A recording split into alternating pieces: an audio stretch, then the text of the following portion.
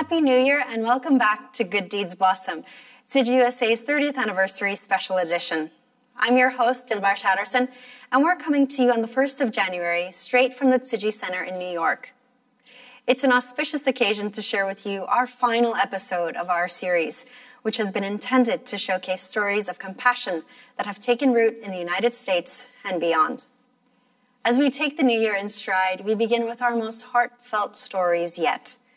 This year, our team spent time accompanying and getting to know the survivors of the Ebola epidemic in Sierra Leone, where Tsidji began offering aid in 2015 with medical supplies, foldable beds, and tons of dry rice to communities most neglected. Then, we offered aid after floods in Freetown earlier this year, like you saw in our last episode. But now, we're getting to the heart of the matter. How does one live life after the most deadly pandemic of our time changes your world as you know it? In Sierra Leone alone, Ebola took the lives of over 11,000 people, affecting another 4,000. These survivors are also known by the World Health Organization to confront lifelong side effects too. Just the word itself is enough to strike fear in someone who hears it, especially when a diagnosis often meant a death sentence during the epidemic. Still, it leaves a deep hole in the fabric of a strong society. But because Sierra Leone's history has been riddled with strife and bloodshed, how much is hope really possible? Just ask Mustafa, an extraordinary man who confronted extraordinary loss through the outbreak of Ebola.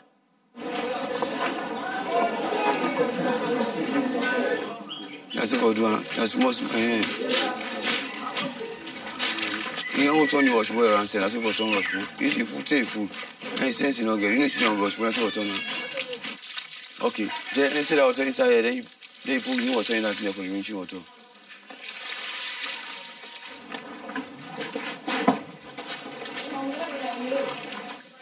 When I left, I never go inside the coffee play one thing.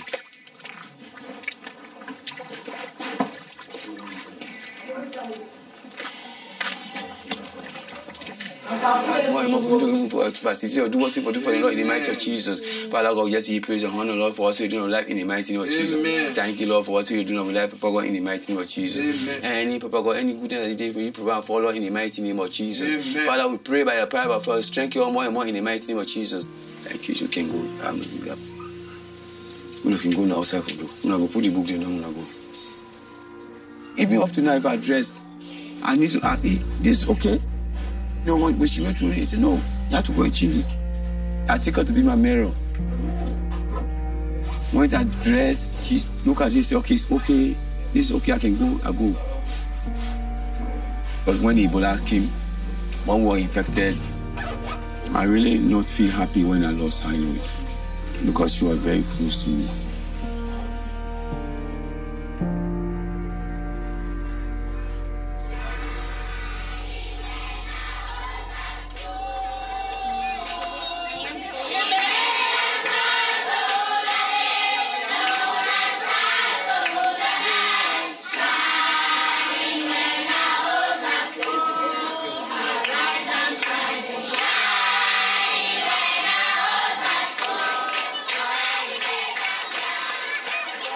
Where I'm covering now is not just a survivor, Ebola survivor. I can say since I joined humanitarian work within the community. Well, we are in the eastern part of Freetown, in Allentown. Today, we came to distribute blankets, clothes, and milk powder. We come to distribute to the orphanage home. Ebola has hit 30 years. Many people die in this community. Because if you see here, most of the orphans, they lost their relatives inside this community. Most of them don't have a family. They don't have mother, father, all of them is dead. So they decided to make an orphanage home here. Orphans, so many Ebola orphans. It's a community that is dominated by female-headed households.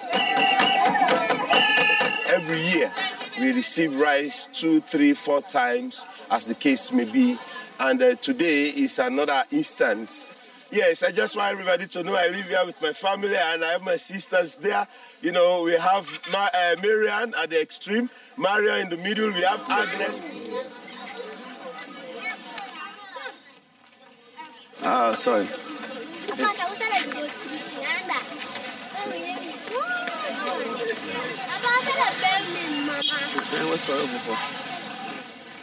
No, share the treatment. Really, when I first hear about Ebola, I deny it. I say Ebola is not real.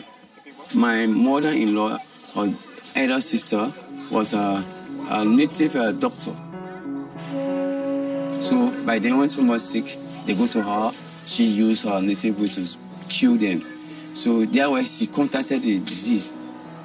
But then when she died, the body was laying out to 2 days before they come to take the body from the place there. So was there really when they come, they test the body and say, well, it was positive. When they say it was positive, I say, wow. I know definitely when they say this positive, I know I'll be infected because I was with the family. People are running away from me now by then because they know that really my mother-in-law's sister-in-law died, so they know I say, oh, I've contacted it. If you hold it and go to the treatment center, you will not come back again. So by then, you see, when she contacted the disease, 3 days, we call another private nurse to come and treat us at the residence. But after, when she was following the prayer, her voice started going down. Then I just hear from the other, I say, oh, Sister Salimatu is dead. Sister Salimatu is dead. So the others, they say, no, take time. Mustafa, she's not here. His husband is dead.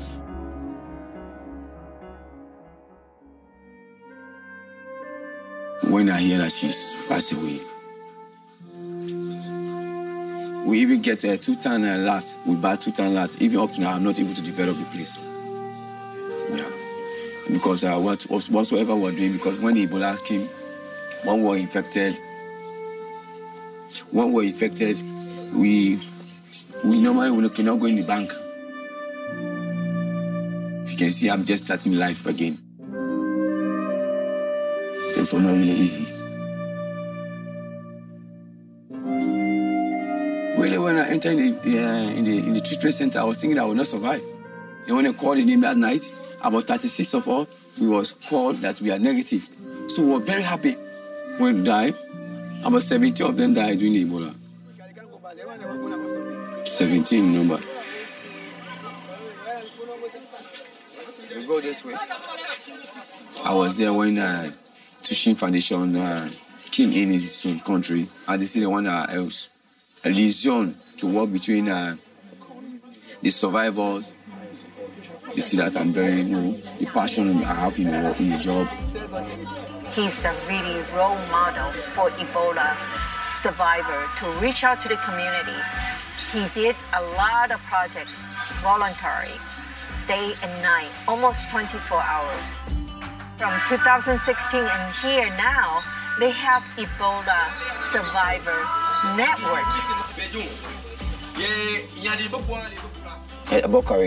Bokari is the staff. He's under my supervision, but we all have the staff. Mustafa Kalon, yes, he's a nice man. If not him, for me, particular things will be very tough and difficult for me. I started feeling headaches, severe headaches. That the second round they came and took my blood to Laka, and I was positive. Doctors that were giving support that this man will survive. But I was there within 1 month. While I was in the treatment center, I lost up to 12 of my family members. All of them died. Life is not easy. Mustafa Kalon, we went together to the treatment center. So when I discharged, I decided to go back to the village because I have no other person in Zambia. So I decided to go back, but he gave me courage to stay. He said, whatever happened, it is the will of God. So he asked me to stay. Ebola survivors, they are part of their dream team. They are giving back to others.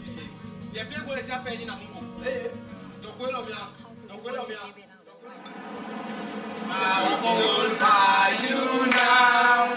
How old are you now? How old are you now? Happy birthday to you.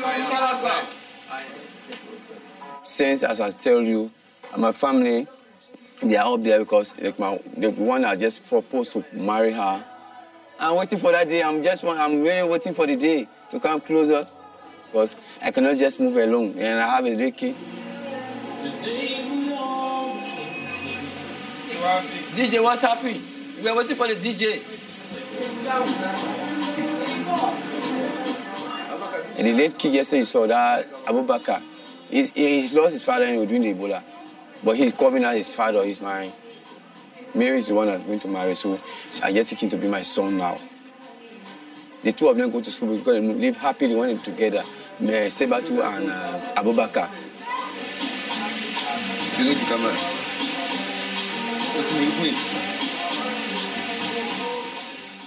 We offer our most sincere prayers for those families whose lives have forever been transformed after the Ebola virus, and we know there's a long journey ahead.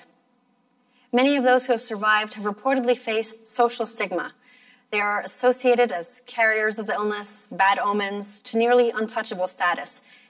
In a report called After the Outbreak, which analyzed the post-Ebola recovery period of Sierra Leone, it assessed that those who survived and those who were affected faced up to a 20% increase in unemployment as they were discriminated against by employers. Others report having been removed from or denied housing too, but the group left most vulnerable of all have been children. Across West Africa, it's estimated that approximately 22,000 children lost one or both parents to the Ebola virus. During the outbreak, many were sent to government-run interim care centers until they could be placed with a relative or foster home. But for many of these children, that day is yet to come. From among the 12,000 that were left orphaned in Sierra Leone, 17% live in homes with 5 or more orphans, and almost 60% are clustered in the countryside. Their average ages? 9 years old. With such a crisis leaving so many minors and children without the love and care of their parents, Tsiji volunteers are on a mission to offer the support and materials orphanages and other vulnerable populations need to get by. Have a look.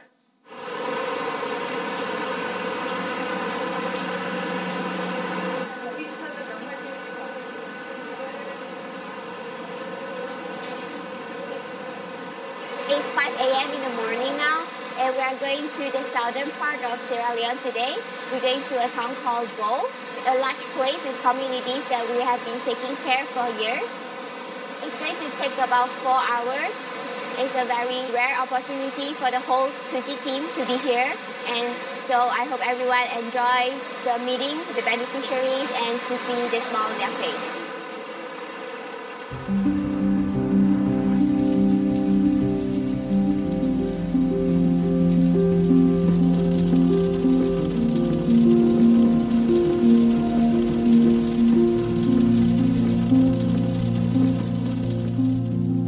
Is the middle point for Ebola survivors. Today we can directly interact with the disability group. Volunteer prepare the blanket, the multi-grain powder, and clothes.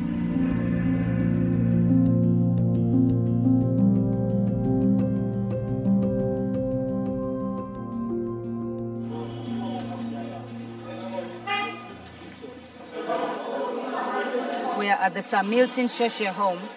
It's the home for disabled children. We have been coming here over the years. Hello. Clothes and the rice came from these people. Sushi, I hope I pronounced it right. Sushi Foundation from Taiwan. Good morning, everyone. Good morning. We are here to deliver the blankets, the clothes, and the multi-powder brand to you. Sushi brought goods and services to distribute to the disabled kids and orphanages. This donation, we are overjoyed because you have really demonstrated the kind of humanitarian feeling. This is one of the most remarkable donations that we have received.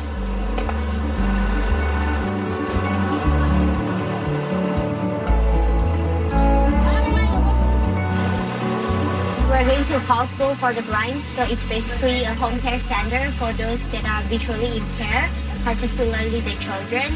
So we have started to support them since 2016.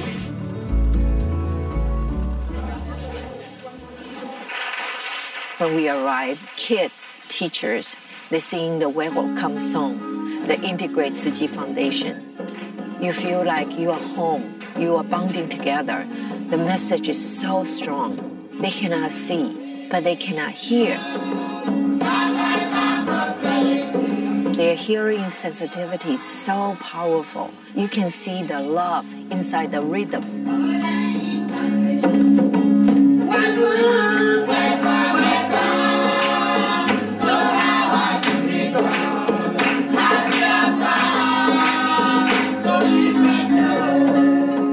Thank you because you've left your family to come and visit this of a wonderful school.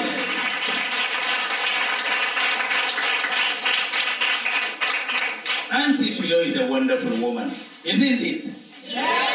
Mr. Imkala, she been in Taiwan, she met with Master, she read Master's story, she been inspired. I was born in this city, my mother was a mayor in this city. I grew up here and I went to school here.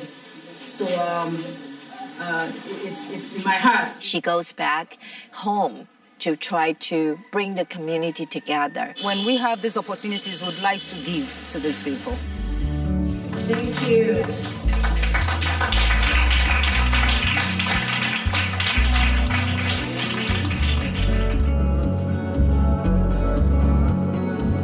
And you see all the people, the beneficiaries, they receive the blanket, and with a very big smile on their face, you know that everything is worth it. Sierra Leone, Tzu Chi are helping a lot of Ebola survivors. So we are going one of the community now that we are taking care of, and we are going to give them rice. Oh my God.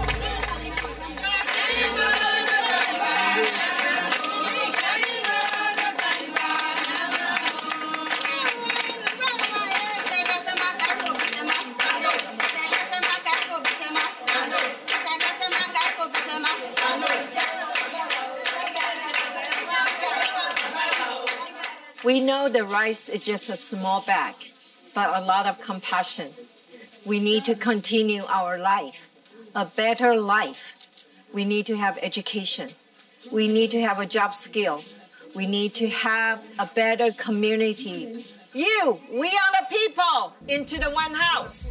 So everyone, we have to make our house stronger, stronger, stronger. Nami anti biga this Ebola ya. So now all be there say this Ebola. Now in the quarantine, we all say nobody not for common, I do nobody not for do nothing. We be there say the quarantine. Now the sick transfer pan. Now in the Kautuna hospital, they say ufamu de boku de die na we survive.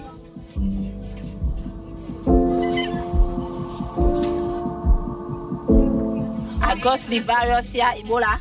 I'm a survivor. I lost 5 people during the Ebola. As for now, I'm alone because I have no one to support me, so I'm struggling.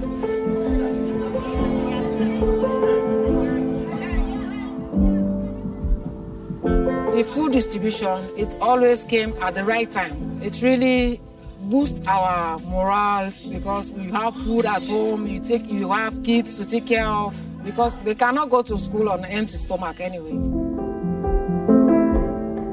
I smile because of the rice. So we hope that we'll continue to have the rice. And we can go cook because not to end we get sell. We know they sell. We do not nothing. Nobody know the way they provide for us. So we back we have a produce one where they give it. Those Ebola survivors are so unbelievable. From the Ebola survivor, we moved to the agriculture site.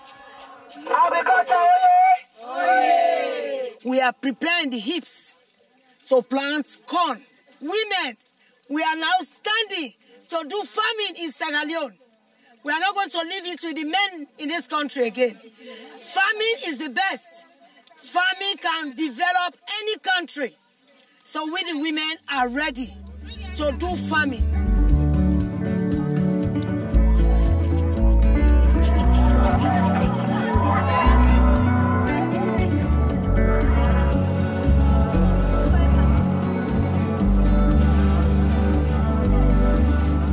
We are going to a very rural village called Kalia Village.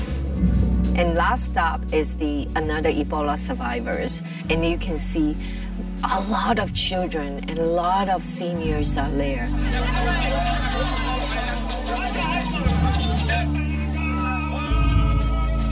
I'm a survivor. I am a school. I am a pumping batia squeal. I am a pumping batia tejun. Mabo Muse Biagmanava. We are so grateful, to Sushi and come together. We really do great things for humanity.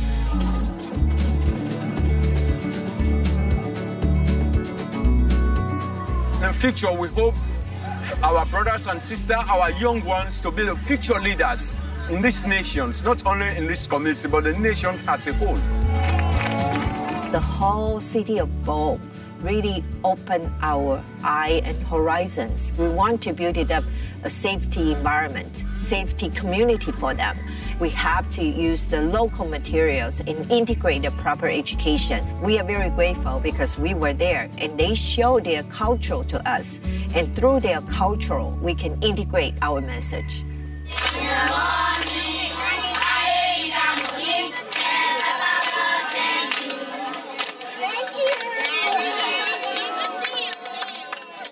Sierra Leone's Minister for Welfare, Gender and Children's Affairs, Alhaji Moje Kakai, noted that the gravity of the situation was intense when he said, "It is clear that none have suffered more than those who lost parents and vital caregivers, those they really relied on to this virus."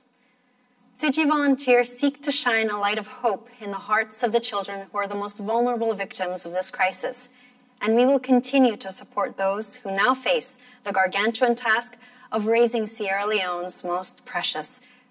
On behalf of Tsiji USA, I thank you wholeheartedly for joining us this month for our 30th anniversary special edition series.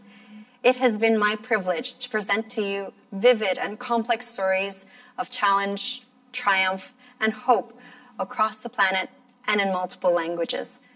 Thank you for supporting our journey of compassion in action, and we look onward to see what the seeds of goodness and benevolence will sprout next, and how even the smallest steps we take to nurture those plants can help produce life's greatest beauty, the relief of human suffering.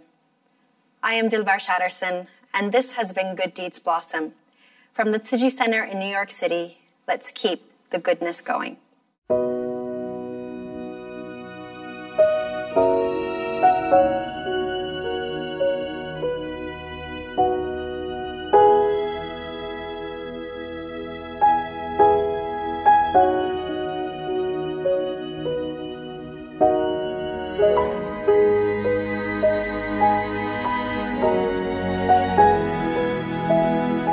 Thank you.